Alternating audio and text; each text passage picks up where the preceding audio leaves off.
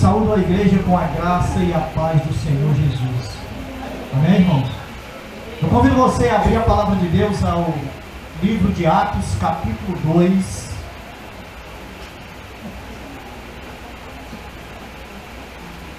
Para que a gente possa estar juntos meditando nesse texto, a partir do versículo 14, Atos, capítulo 2, a partir do versículo 14.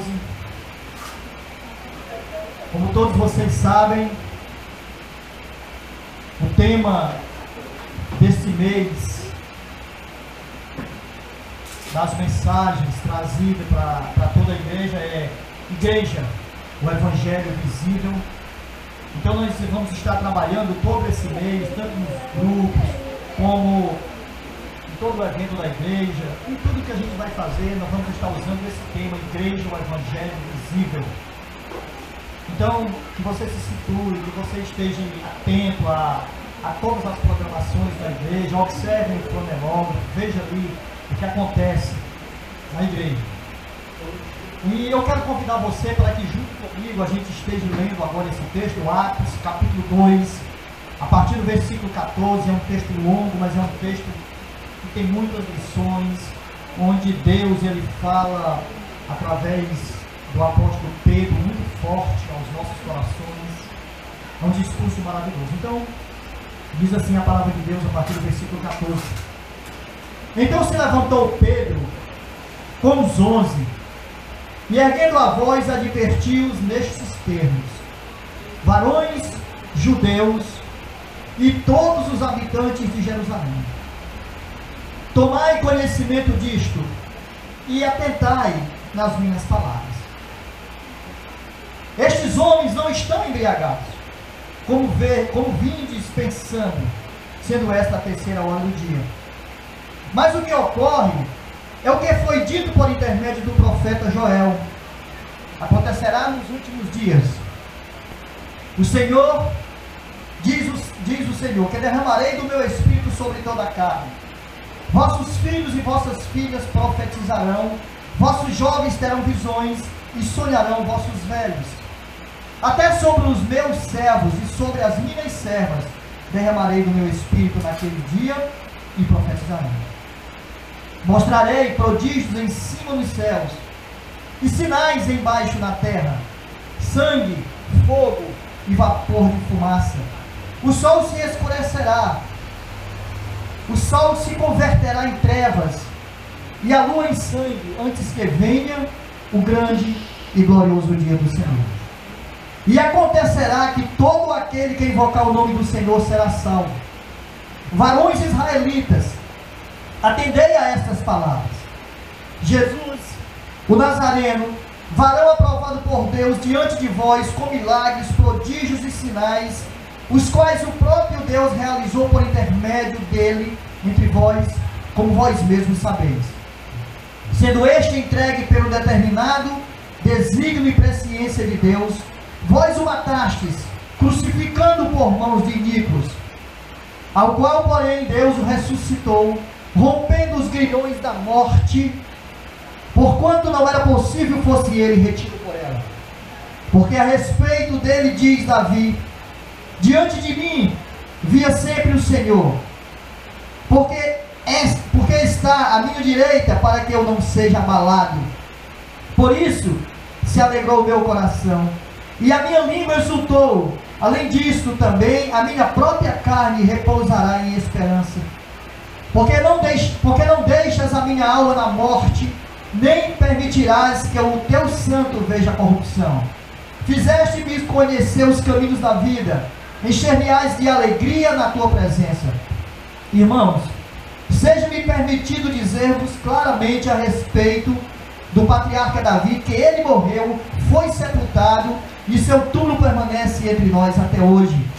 Sendo, pois, profeta, e sabendo que Deus lhe havia jurado que um dos seus descendentes se assentaria no seu trono, prevendo isto, referiu-se à ressurreição de Cristo, que nem foi deixado na morte, nem o seu corpo experimentou corrupção. A este Jesus Deus ressuscitou, do que todos nós somos testemunhas. Exaltado, pois, à direita de Deus, tendo recebido do Pai a promessa do Espírito Santo, derramou isto que vedes e ouves. Porque Davi não subiu aos céus, mas ele mesmo declara, disse o Senhor ao meu Senhor, assenta-te à minha direita, até que eu ponha os teus inimigos por estrado dos teus pés. Esteja absolutamente certa, pois toda a casa de Israel, de que a este Jesus, que vós crucificastes, Deus o fez Senhor e Cristo. Ouvindo eles estas coisas, compungiu-se-lhes o coração e perguntaram a Pedro e aos demais apóstolos: que faremos, irmãos? Respondeu-lhes Pedro: arrependei-vos e cada um de vós seja batizado em nome de Jesus Cristo para a remissão dos vossos pecados e recebereis o dom do Espírito Santo.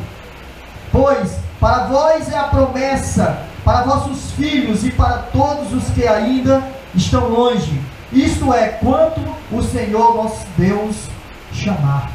Com muitas outras palavras deu testemunho e exortava-os dizendo: salvai-vos desta geração perversa. Então os que lhe aceitaram a palavra foram batizados, havendo um acréscimo naquele dia de quase 3.000 pessoas. Amém? Vamos lá. Senhor Deus, bendito, louvado para todos sempre sejas o teu nome, Senhor. A tua palavra é maravilhosa, os teus ensinos são exuberantes, a tua glória é magistral, porque não existe nada, absolutamente nada, que nós possamos acrescentar para poder reforçar o que o Senhor tem dito e nos ensinado. Senhor, abre os nossos corações, abre, ó Deus, as nossas mentes, nos dá o entendimento, ó Deus, da tua palavra. Nesse momento, Senhor, em que vamos ouvir a tua mensagem, eu peço que o Senhor derrame da tua graça e misericórdia sobre nós, para que nós possamos, ó Deus, com todo respeito, com toda a alegria, ouvirmos a tua palavra e colocarmos em prática em nossas vidas. Em nome de Jesus, Senhor, é que eu te agradeço hoje e sempre. Amém. Louvado seja o nome do nosso Deus. Glória a Deus.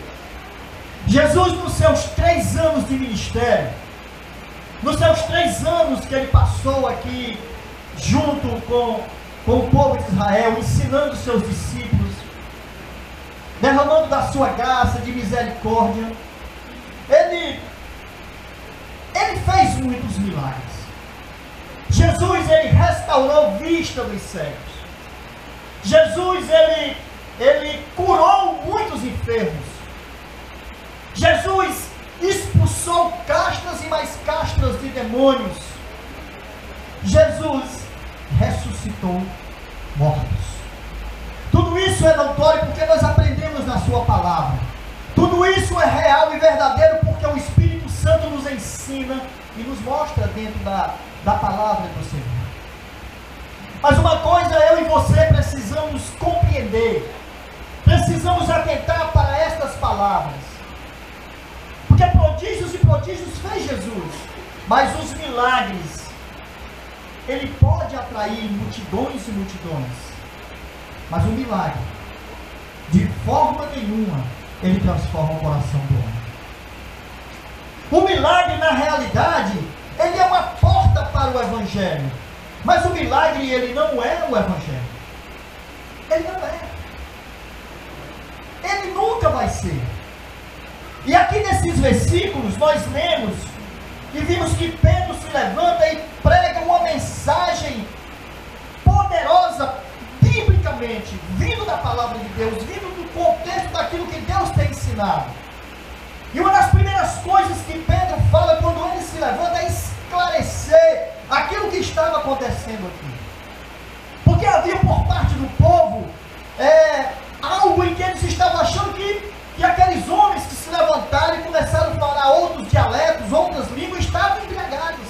E ele começa a explicar e ele diz: não, isso aqui é o cumprimento da promessa, é o cumprimento da profecia de Joel, e que nós conhecemos, que está aí no livro de Joel, capítulo 2.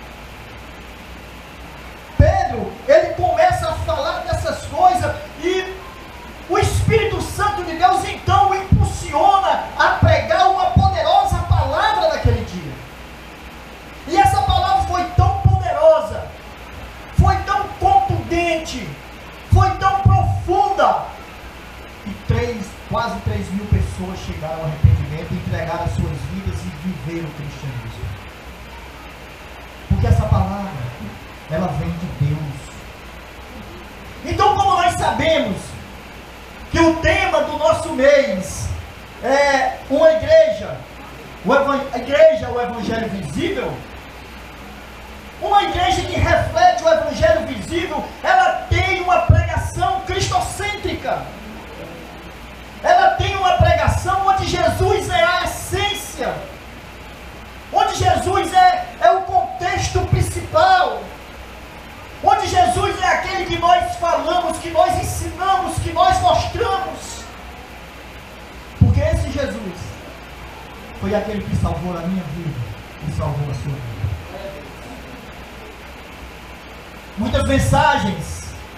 Muitas mensagens têm sido pregadas e falam de autoajuda, mensagens que glorificam o próprio homem. Mas a pregação de Pedro, ela falou simplesmente da pessoa de Jesus e da obra de Jesus. Isso foi o ponto direto.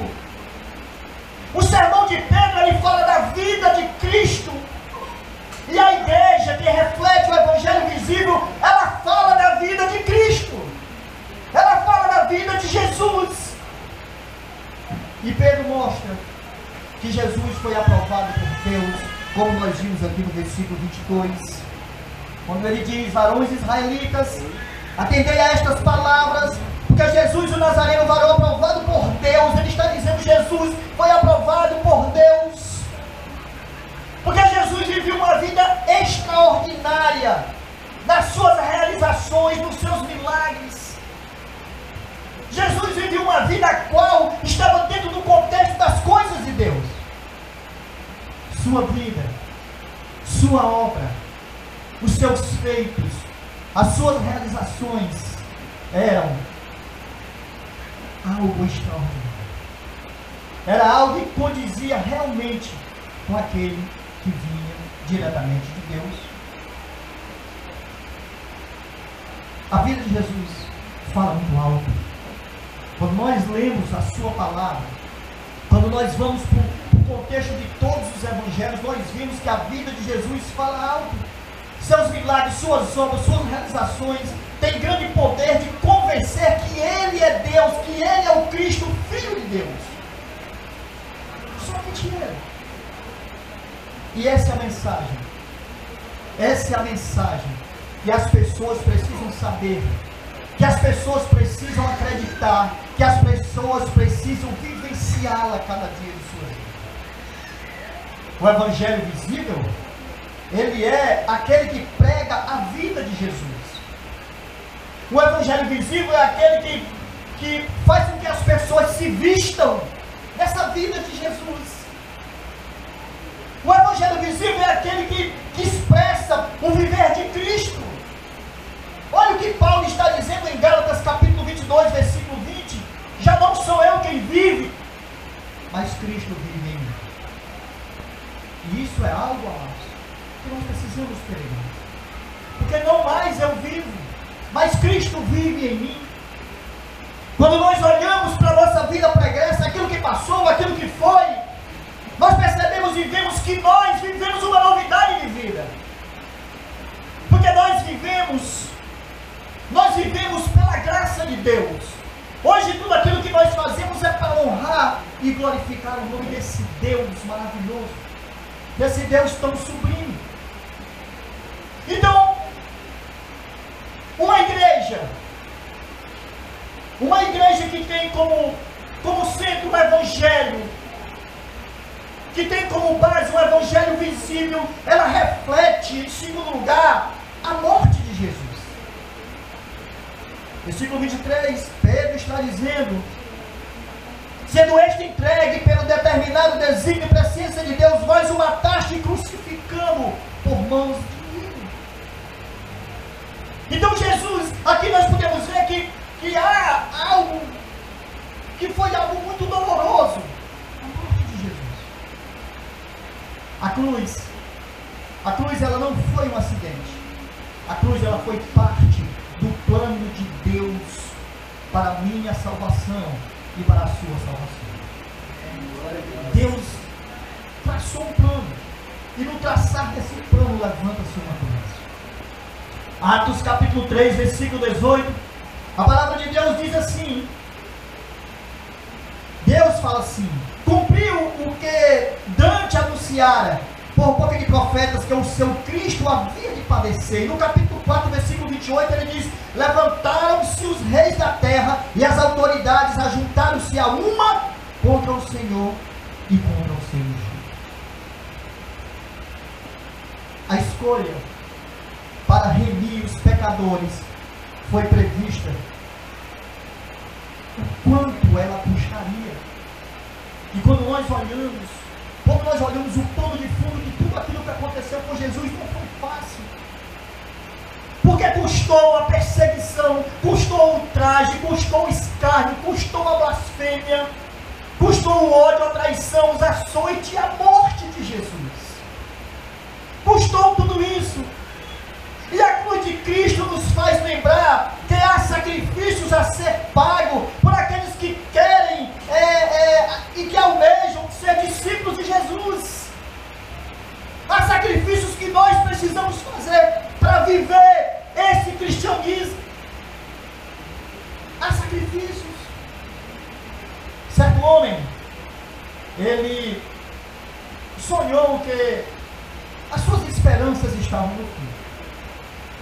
E então ele, não havendo saída, ele dobrou o joelho e chorando, ele falou com Deus e disse: Senhor, eu não posso prosseguir, porque a minha cruz é muito pesada. A cruz está insuportável, eu não posso carregá-la. Então Deus respondeu: filho, calma, entre nessa sala, coloque sua cruz aqui, entre nessa sala, esconda a cruz e prossiga a sua caminho. E aquele homem fez como Deus havia dito, e ele ficou muito alegre, ele ficou aliviado, e fez como o Senhor tinha dito. Então ele entrou numa oração, e lá ele começou a ver cruzes e mais cruzes enormes, cruzes tão altas que ele não conseguia ver o seu topo, e ele olhou e viu que estava em situação pior. Quando ele virou-se, ele viu uma cruzinha pequena no canto da parede. Então ele alegrou-se e correu para a cruz e disse: pronto, Senhor, é essa daqui. E Deus olhou para ele e disse: filho, essa cruz foi a que você colocou ali. Foi essa cruz. Às vezes, nós olhamos e achamos que as dificuldades, os problemas são enormes, são gigantes, e que nós não vamos conseguir, e que nós não vamos dar passos. Mas olha, a cruz para Jesus não foi uma derrota. A cruz para Jesus foi uma exaltação. Jesus marchou para a cruz como um rei caminha para uma coroação. Porque foi na cruz que Jesus conquistou a redenção pelos nossos pecados. Foi na cruz que Jesus desbaratou todo o inferno. Foi na cruz que Jesus venceu a morte. Aleluia. Foi na cruz. Jesus não foi crucificado simplesmente porque Judas o traiu, não, de forma nenhuma.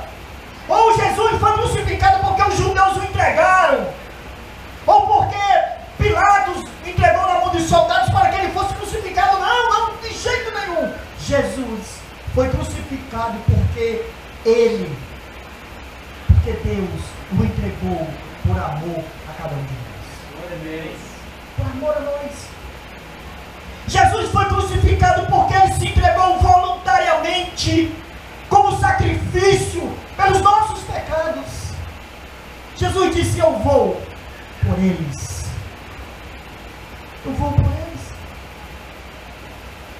Foi na cruz que Deus provou de forma mais eloquente o seu amor por nós, o seu repúdio pelo pecado.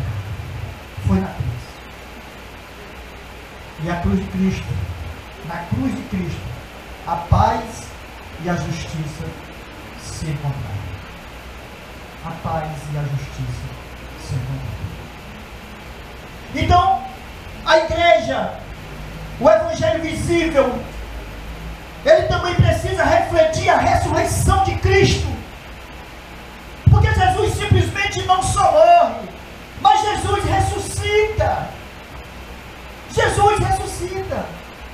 E nós não adoramos o Cristo morto, não, pelo contrário.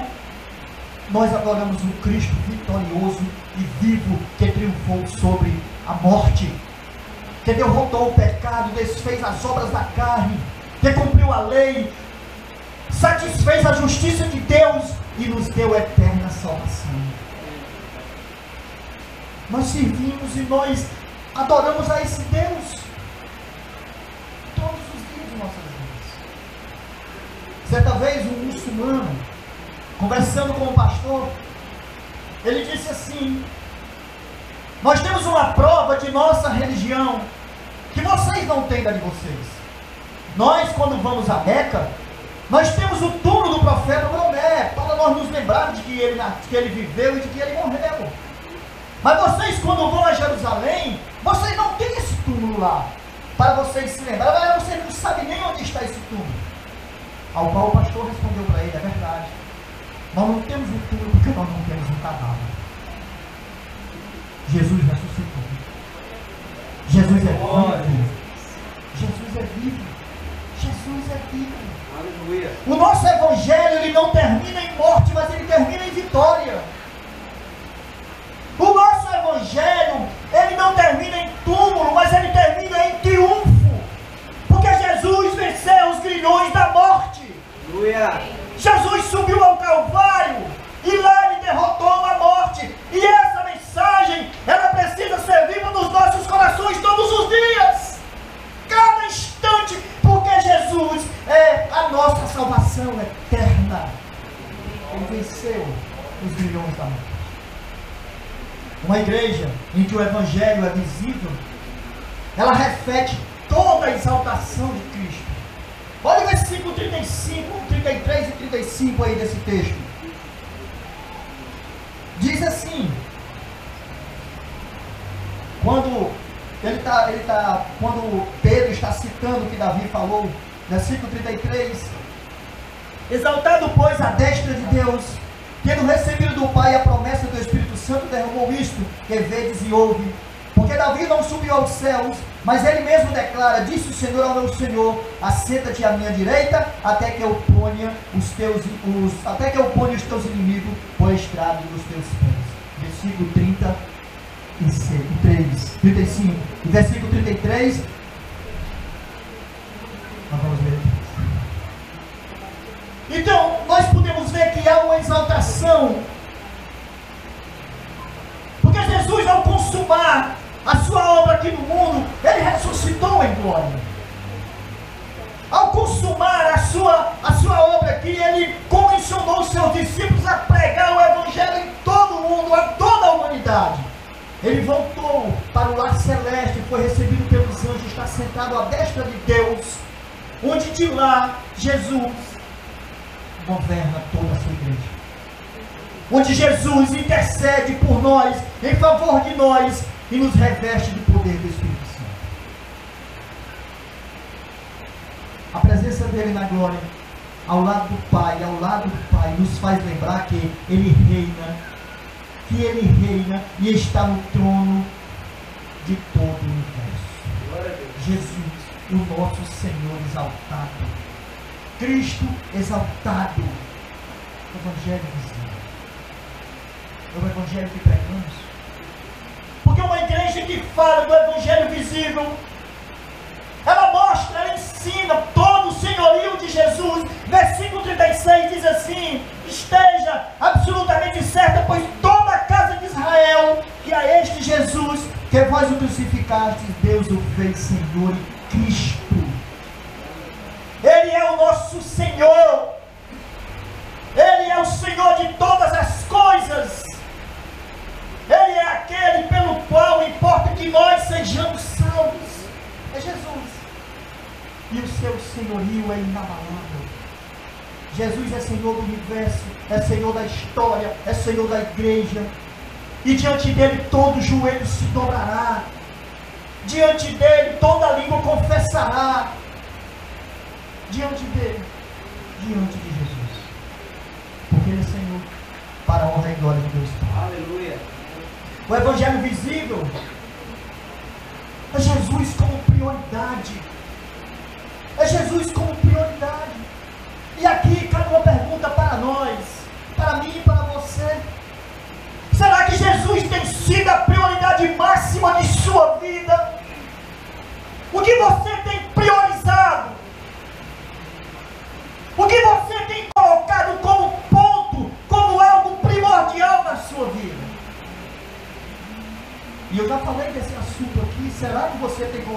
filhos, esposa, esposo, amigos, trabalho, projetos.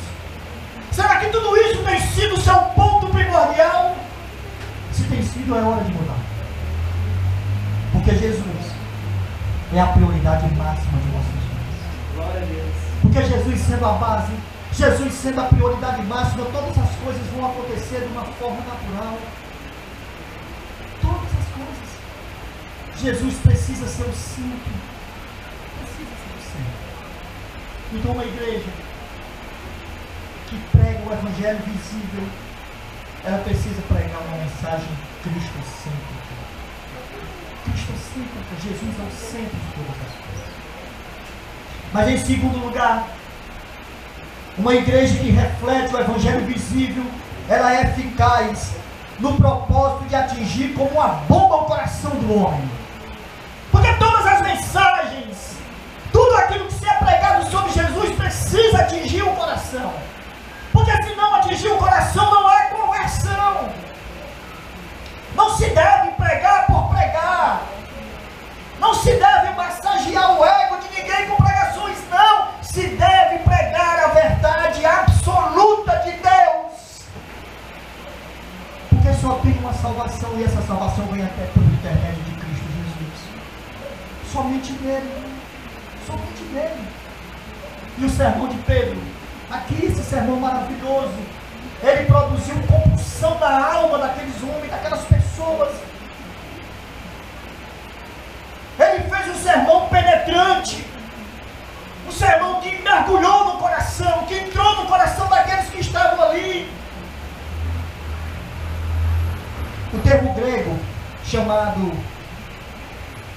acousantes significa ferir, dar uma ferroada. E é algo usado para falar de emoções fortes, dolorosas, que penetram o coração como uma agulha no coração dele. E Pedro, ele não pregou para agradar. Pedro, ele não pregou para deixar todo mundo satisfeito com aquela mensagem. Ele pregou a verdade. Ele pregou a verdade. Pedro, ele não pregou para entreter toda aquela multidão. Não, de forma nenhuma. Ele foi direto ao ponto. Ele colocou o dedo na ferida. Foi isso que Pedro fez. Pedro, ele não pregou diante de um grande auditório. Não. Pedro pregou ao coração de um auditório. Essa fez toda uma diferença. Ele pregou o coração de um auditório. E Pedro disse ao povo que, embora que a cruz tivesse sido planejada por Deus, desde a eternidade, eles eram responsáveis pela morte de Cristo. Como toda a humanidade é responsável pela morte de Jesus. Ninguém está livre. Todos são culpados. E o apóstolo sentenciou: vós o mataste, crucificando por mão de inimigos. Vocês mataram Jesus. A nossa pregação, ela precisa ser direta. Ela precisa ser confrontada. Ela precisa gerar arrependimento no coração do homem. Foi essa a estratégia de Pedro. A pregação de Pedro produziu na multidão profunda conversão, profunda convicção de pecado. Isso foi a pregação de Pedro. E hoje, amados, há poucas convicções de pecado. Poucos sentem, poucos têm sentimento de quebrantamento diante de Deus. Por quê? Porque estamos insensíveis demais, olhos enxutos demais e coração duros demais. Infelizmente, essa é a realidade do que se vê, do que se vive. Jesus precisa ser mais glorificado por todos nós, mais exaltado por todos nós. Não simplesmente uma pregação eficaz como búfalo no coração do homem. Mas em terceiro lugar, o evangelho visível ele precisa refletir e apresentar a real convicção espiritual do homem diante de Deus. Olha o versículo 38. Respondeu-lhe Pedro: arrependei-vos cada um de vós e seja batizado em nome de Jesus Cristo para a remissão dos vossos pecados e recebereis o dom do Espírito Santo. Arrependimento era a condição de todo aqueles. Porque Pedro, antes de falar de perdão, ele falou da culpa. Vocês são culpados. Todos vocês são culpados. Pedro, antes de falar sobre a cura, ele falou à multidão da sua doença. Vocês precisam, vocês são pecadores. E essa é a doença. Pedro, antes de falar da redenção, ele falou sobre o pecado. Pedro, antes de falar sobre salvação, ele mostrou que eles estavam em pecados de morte. Pedro, antes de pregar o evangelho, ele mostrou o desânimo. Mostrou o drama. Amados, não há salvação sem arrependimento. Não há salvação sem arrependimento. Ninguém entra no céu antes de saber que é pecador. Ninguém entra. Pedro se dirigiu a um grupo altamente religioso, porque aquelas pessoas ali tinham ido a Jerusalém para uma festa religiosa. Eles tinham ido para uma festa religiosa, mas a despeito dessa religiosidade, eles precisavam se arrepender e serem salvos. Porque uma coisa interessante, religião não salva ninguém. Quem salva é Cristo Jesus. Aleluia. Quem salva é Cristo Jesus. E muitos hoje estão correndo atrás de religião, estão agarrados a religiões e estão se esquecendo de Jesus. Hoje a pregação do arrependimento está desaparecendo dos púlpitos, está sumindo. Nós precisamos nos arrepender da nossa falta de arrependimento. Nós nos arrependemos muito pouco e precisamos nos arrepender disso. Se arrepende-se pouco. A voz, o bradar de Deus que se ouve das Escrituras ainda é: arrependei-vos, arrependei-vos. Esta foi a ênfase de João Batista, essa foi a ênfase de Jesus, essa foi a ênfase dos apóstolos. Hoje não vemos mudança, ou pelo contrário, uma mudança desastrosa nas pregações. Tem se pregado muito sobre prosperidade, sobre cura, mas quase nada sobre arrependimento. Se prega muito pouco sobre arrependimento.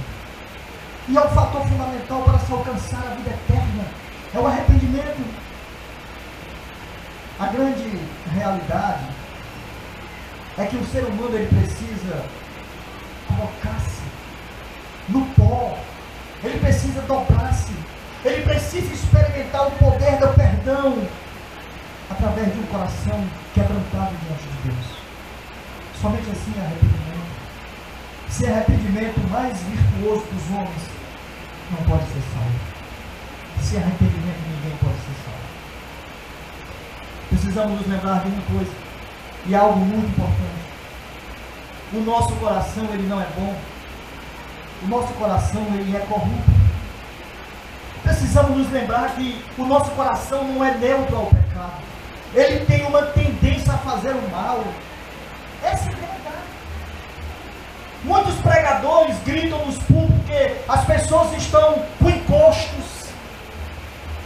Muitos pregadores pregam que as pessoas estão com mal olhados, estão cheias de demônios.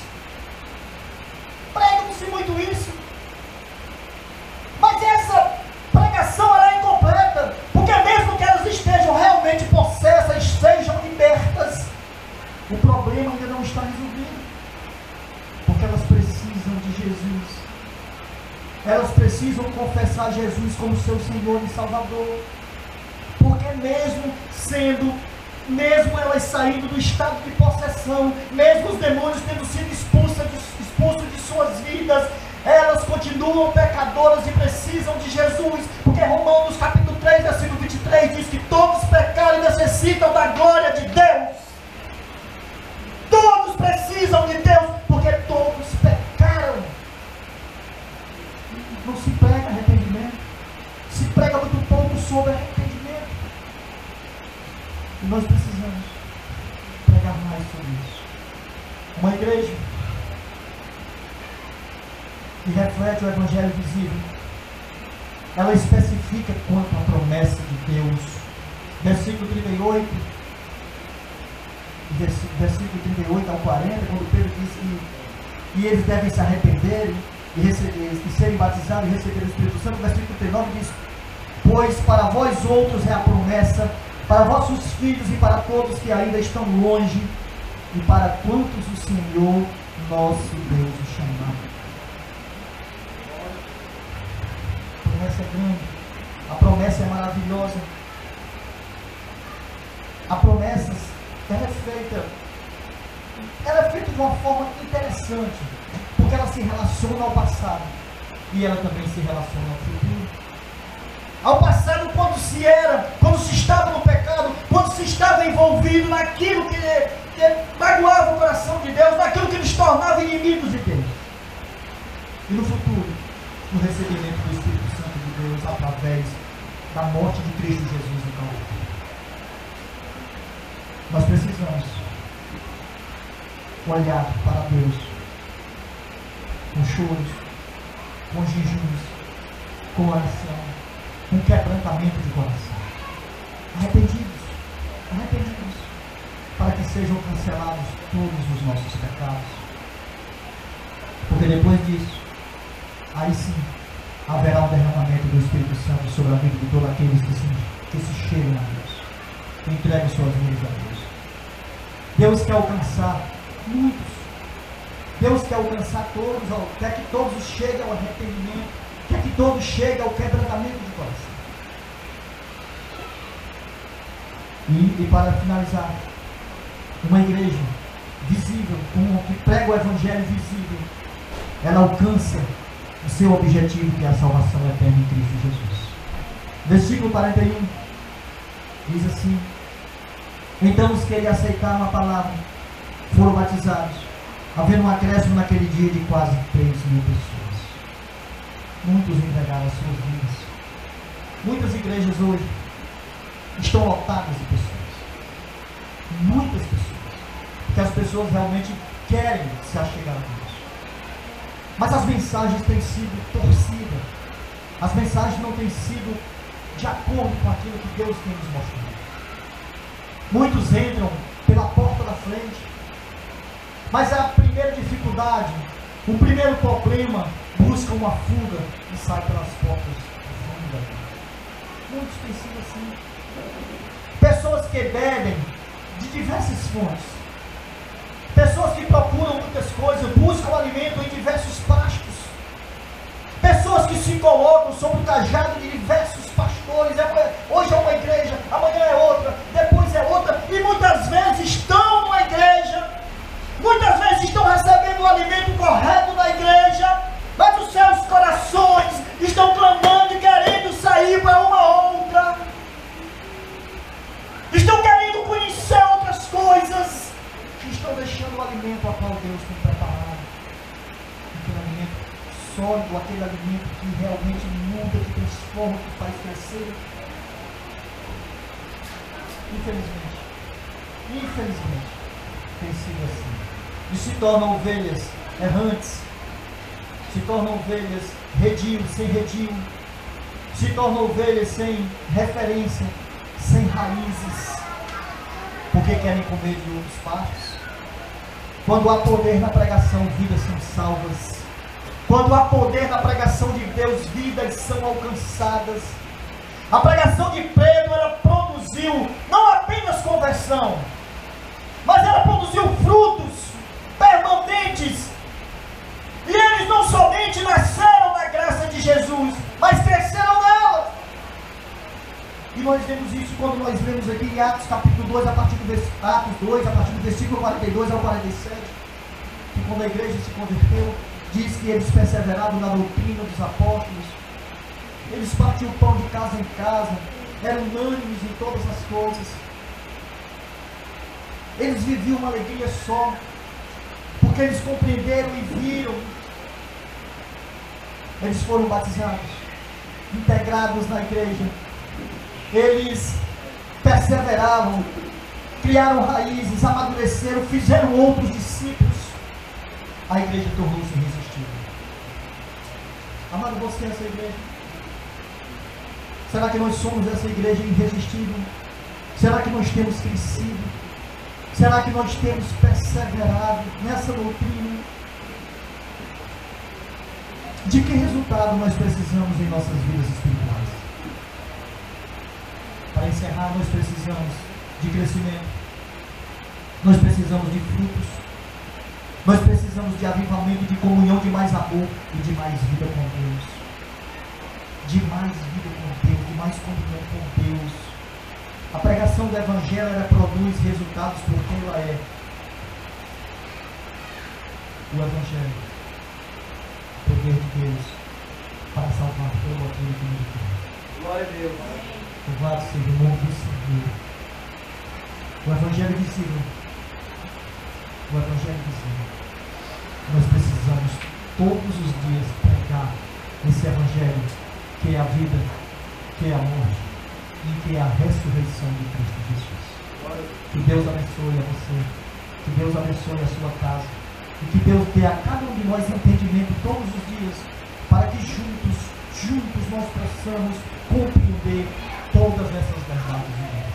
Louvado para todos sempre seja o nome do Senhor. Amém. Senhor Deus, Pai amado, Pai querido, em nome do Teu Filho, Senhor, eu quero pedir ao Senhor, Deus, que derrame a Sua graça redentora sobre nossas vidas, porque há muito, ó Deus, que aprender ainda. Por mais que estejamos, ó Deus, a Tua igreja há muito tempo, ou por menos tempo, não sei, mas nada, pouco temos aprendido. E quero pedir, Senhor, que nos ajude no tocante a esse aprendizado.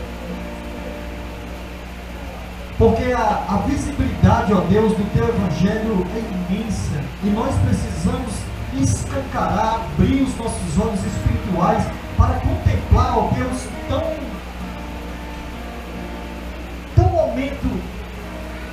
grande momento, ó Deus, de nossas vidas, que é a percepção da vida do Teu Filho, Senhor, o nascimento, da vida, do sofrimento, da morte e, acima de tudo, da ressurreição dele.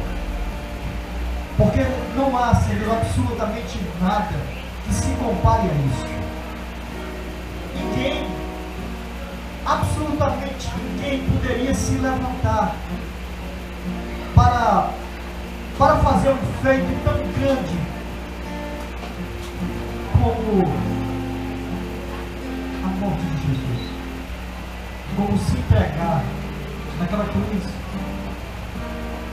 Por isso, Senhor, com o coração quebrantado, com o coração compungido, Senhor, nós pedimos a Tua graça, o Teu amor, o Teu perdão, a Tua misericórdia sobre nossas vidas. E nos ensina, Senhor, cada instante, o caminho do arrependimento, o vislumbre disso. Quebranta, Senhor, os nossos corações. Derrama, Senhor, em nós a essência da Tua misericórdia. Pois cada dia que se passa, nós nos aproximamos mais da Tua volta. E a Tua volta, Senhor, ela vai se dar quando nem esperamos, quando nem imaginamos. Mas nos ajude, Senhor, a vivermos vidas íntegras, a vivermos vidas corretas, a darmos testemunhos, Senhor, de crentes, a sermos contagiantes no pregar da Tua palavra, a sermos, ó Deus, pessoas em que as outras pessoas vão ver e vão se espelhar. Ajuda-nos, ó Deus, a cumprirmos os Teus desígnios do Senhor, a lutarmos cada dia, cada instante, para fazermos a coisa certa, mesmo em falha, mesmo pecando, mas nos ajuda a lutarmos contra tudo isso. Faz assim, ó Deus, em nossas vidas. Faz assim, Senhor, na nossa caminhada. Nos dá, Pai, um resto de noite cheio da Sua presença, cheia da Sua graça, da Sua bondade, do Seu amor e da Sua misericórdia. Nos dá, Senhor, uma semana cheia da Sua presença, cheia da Sua graça. Nos livra, ó Deus, de volta. Nos livra, Senhor, no momento que vamos voltar aos nossos lares, de todo mal, de toda potestade que possa se levantar. Ajuda-nos, ó Pai, em nome de Jesus, em nome do Teu Filho. Pois é nele, no nome dele, que eu te agradeço hoje e eternamente. Amém? Louvado seja o nome do Senhor. Vamos em paz, viver a paz do Senhor.